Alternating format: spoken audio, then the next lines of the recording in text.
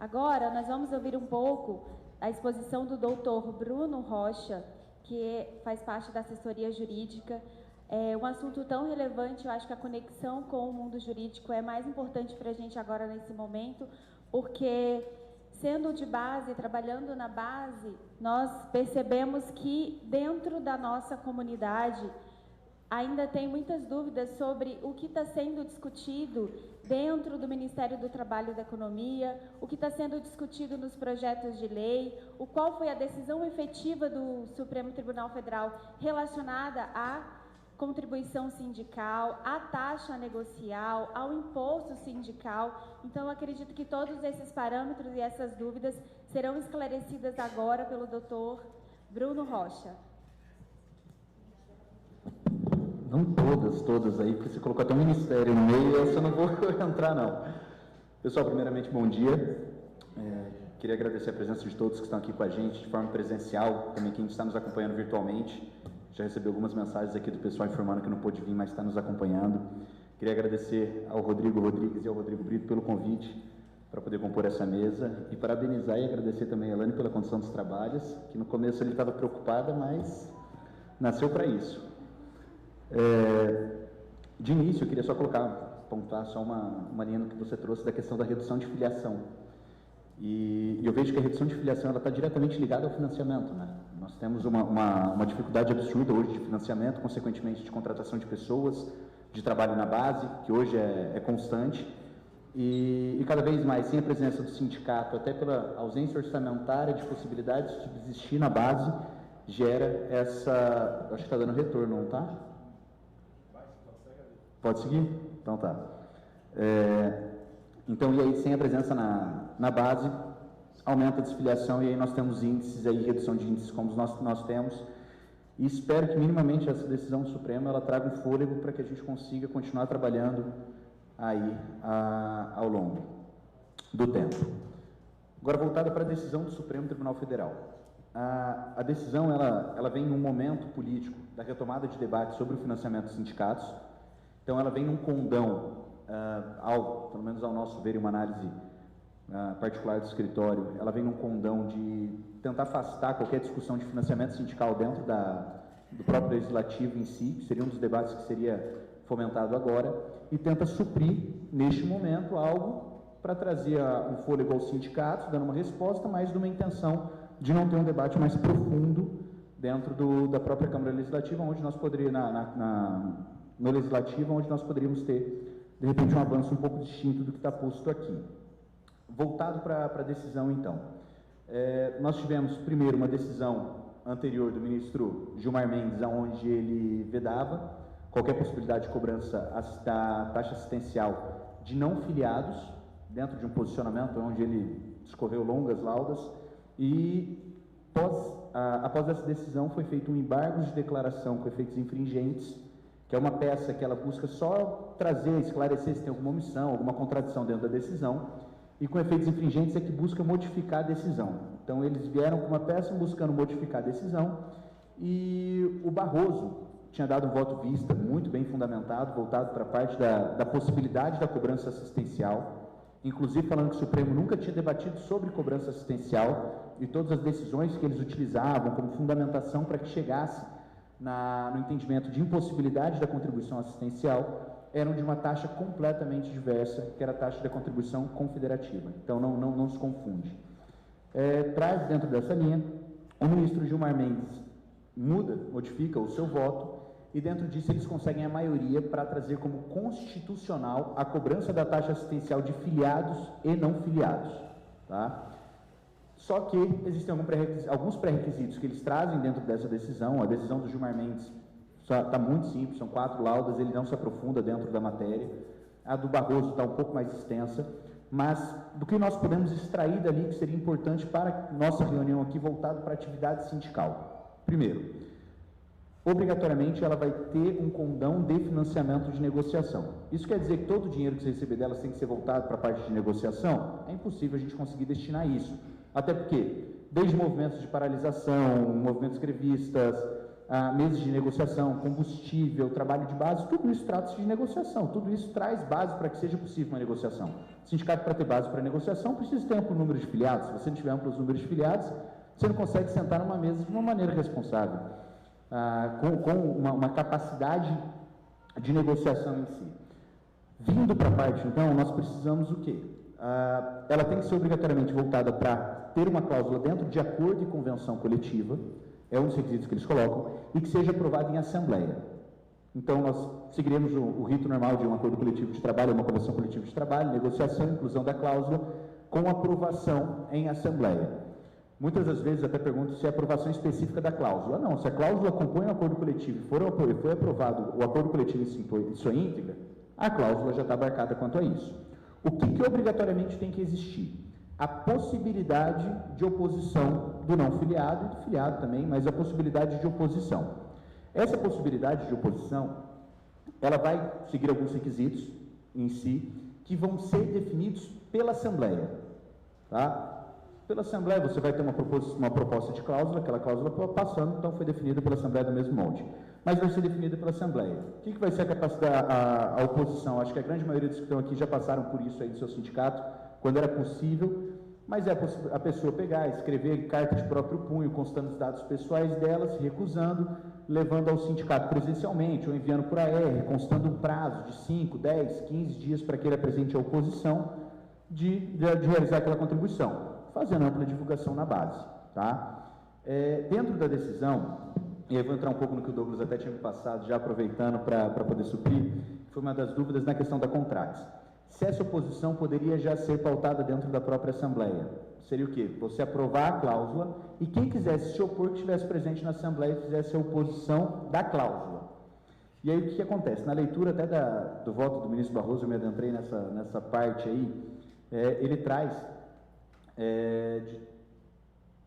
trata-se de assegurar, que esse trecho que o Douglas trouxe para mim uma ligação foi, trata-se de se opor ao pagamento da contribuição assistencial, convoca-se a Assembleia com garantia de ampla informação a respeito da cobrança e, na ocasião, permite-se que o trabalhador se oponha àquele pagamento. Ele continuará se beneficiando do resultado da negociação, da convenção ou do acordo coletivo, mas, nesse caso, a lógica é invertida. Em regra, admite-se a cobrança e, caso o trabalhador se oponha, ele deixa de ser cobrado. Então, até a metodologia da oposição, ela vai ter que ser definida dentro da própria Assembleia. Vocês podem fazer uma convocação falando para as pessoas que quiserem se opor, ter que estar presencialmente na Assembleia, com base nessa parte do ministro Barroso. Mas, não é porque a cláusula foi aprovada que essas pessoas também serão cobradas. Caso você defina pela oposição em Assembleia, a pessoa tem que ir até a Assembleia, se opor, apresentar o seu nome e ela não será cobrada. Com base nesse trecho do ministro Barroso, seria possível. E o voto dele integrou a decisão do Gilmar Mendes. Tá? Decorrente desses dois, do voto, que não tem muita coisa para a gente poder se aprofundar, é o básico em si do que a gente já vivencia, existem algumas dúvidas que surgem. Primeiro, a possibilidade retroativa. Independentemente da discussão do Supremo Tribunal Federal, eu sempre mantive dentro das minhas convenções coletivas a cláusula assistencial. É possível cobrar o retroativo? Primeiro, para cobrar o retroativo, nós obrigatoriamente precisamos ter ele constante nas normas coletivas anteriores. Tá?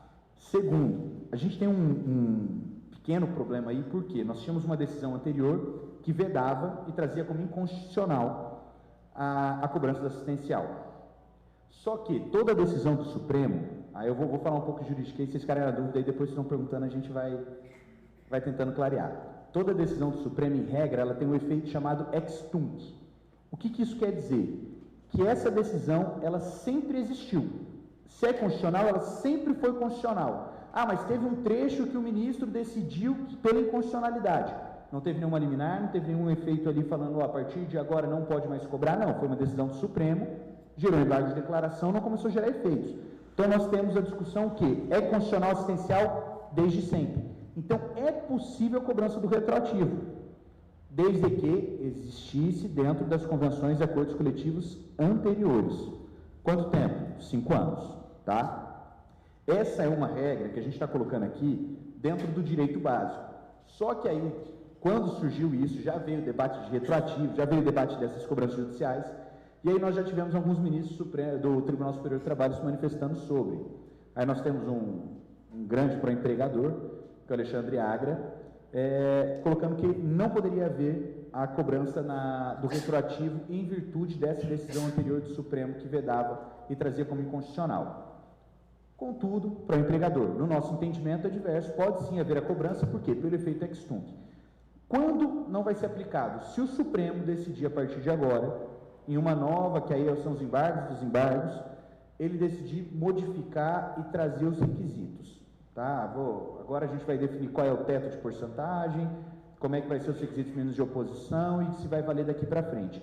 Se não tiver isso, vale-se o que a Assembleia decidir, tiver previsto em acordo de convenção, com possibilidade de pagamento retroativo. Tá?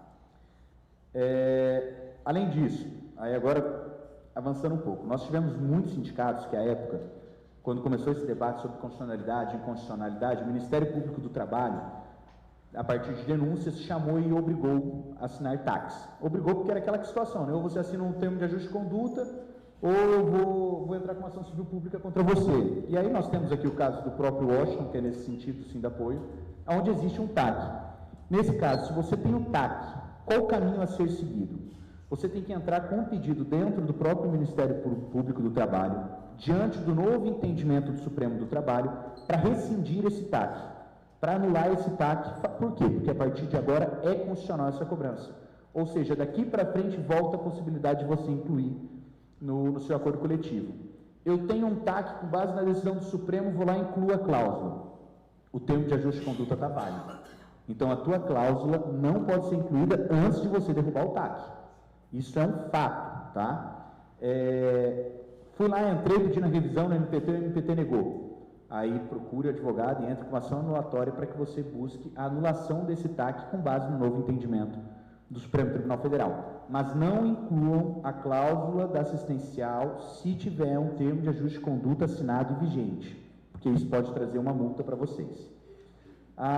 Por fim, na época que nós tivemos aí há um tempo atrás, quando o assistencial ainda era um debate se era possível ou não, ainda dentro dessa linha do MPT, nós tivemos diversas ações do Ministério Público, como essas questões do TAC. Em 2021, final de 2021, a CONALES, tá, que é a Coordenação Nacional da Liberdade Sindical, a CONALES se manifestou de uma posição que a contribuição assistencial não seria de caráter coletivo, então não caberia ao Ministério Público do Trabalho continuar debatendo ações civis públicas ou firmando TACs, abrindo investigações, porque não seria de caráter coletivo, seria de caráter individual. Ou seja, quem se sentisse lesado que buscasse individualmente o seu direito. A CONALES trouxe isso. É um posicionamento, a partir do momento que a CONALES manifesta dessa linha, é um posicionamento que em regra deve ser seguido. Só que dentro do Ministério Público do Trabalho existe uma coisa que é a autonomia funcional. Quer dizer o quê? Cada procurador faz o que der na cabeça dele. Então, dentro disso, existem a possibilidade de novos procuradores darem encaminhamento a novas investigações com base no que vai ser posto. Mas, com base nessa situação, cabe o recurso para a Câmara Revisora, consequentemente pedindo a intervenção da CONALES, com base no parecer da CONALES nesse sentido. Então, assim, o MPT, com certeza, ele vai querer voltar a debater sobre esse assunto, ele vai querer voltar para a mesa, e a única possibilidade do MPT retornar para a mesa é se nós tivermos cláusulas abusivas. O que é a cláusula abusiva? Você colocar o direito de oposição do cara um dia das 10 às 17, presencialmente, com o manuscrito. Você colocar isso para uma base de 20, 30 mil pessoas é impossível. Porque da fila que vai formar das 10 às 17, eu lembro na época aí que o Sindicato de Serviço fazia carta de oposição, que o setor comercial sul ficava ali cheio de pessoas dando volta ali, a fila. Você não vai conseguir fazer dentro do prazo. Não fazendo dentro do prazo, esse cara pode ser cobrado? Não, por quê? Porque a cláusula que você colocou foi abusiva. Outro ponto, cobranças abusivas. Você chegar e colocar uma contribuição de 20%, 30%, 40%. São contribuições abusivas. Isso vai fazer com que nós mesmos puxemos o MPT de novo e de volta para esse debate, o que não é do nosso interesse. Porque o Ministério Público do Trabalho, e é histórico isso, que boa parte dos procuradores são contra a taxa assistencial.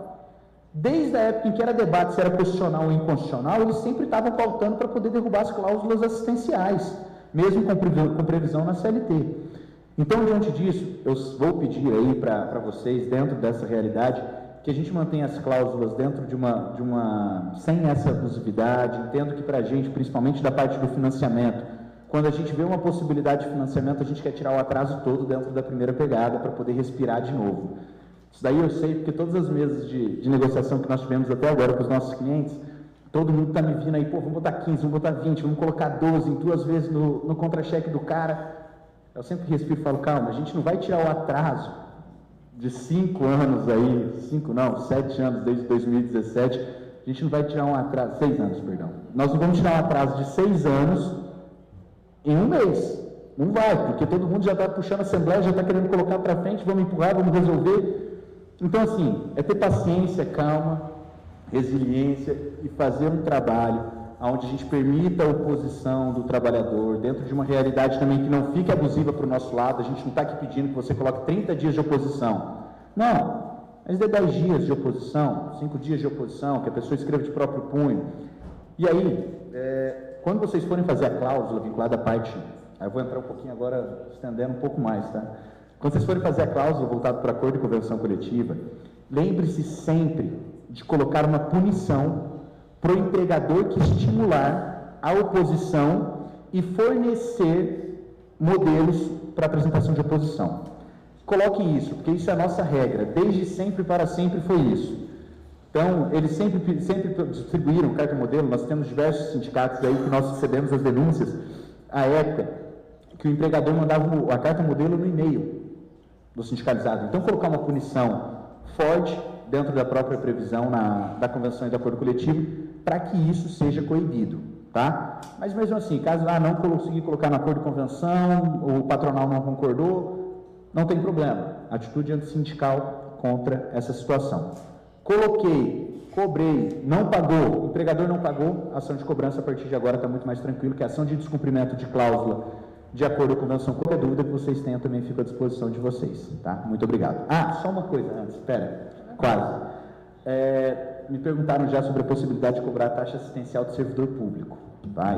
Isso é um dos questionamentos que está vindo aí. Convenções coletivas específicas para eles, tem um debate sobre a possibilidade ou não. Esse debate nós temos que começar a fazer, ou seja, sindicatos de servidores públicos, o que nós indicamos é que seja aprovada sim a Assembleia a possibilidade de taxa assistencial, entrem judicialmente, solicitem ao órgão, base em aprovação de Assembleia da taxa assistencial, solicitem ao órgão, caso o órgão negue, busque a via judicial para que a gente comece a formar um posicionamento vinculado também à taxa assistencial para sindicatos de servidores públicos, porque é um debate que tem que ser feito sim, é um debate que tem que acontecer, e são sindicatos que lutam tanto quanto sindicatos aí vinculados a partes seletistas, tá? Pronto, da minha parte é isso. Obrigado a todos.